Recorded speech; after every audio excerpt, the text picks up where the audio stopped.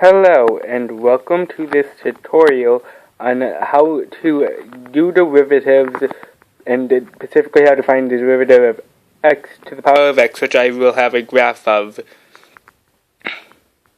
First, I'll show you what just a normal graph looks like. X, this is just plain x. And if you put x, its derivative is 1, and the reason for this, anywhere on its slope, if you were to find it, would be 1. Its slope would always be 1 no matter where you put it. This doesn't, the fact that you can graph it doesn't really affect this one all too much. Second one is x squared. The derivative of this is 2x. And the reason for this is that wherever you take, if any given point, the slope will be 2 times whatever the x is. So you can go from any given point, and now if you go equal distance from it, you can find that its slope would indeed be 2. So if we went from 0 to 2, you would, which actually is 4, the slope goes across 2, and its slope is, and the slope there is 2, and that's the slope for 1. So there,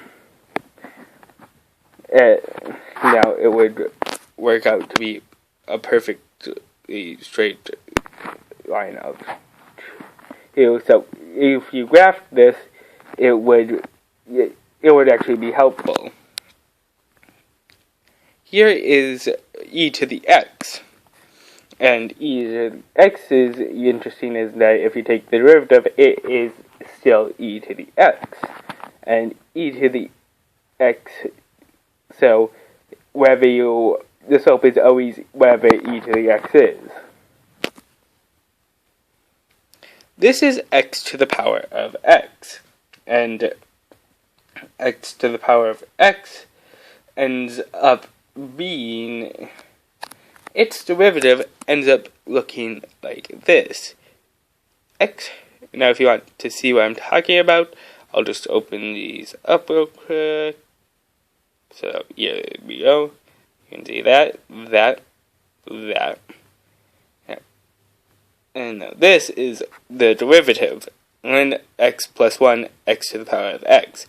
The reason for this is that ln of x plus 1 is simply put the quickest, is basically how you find. The reason, okay, this only works for if you have anything above 0, because x to the power of x works in the negatives and at 0, but at 0 it no longer really works.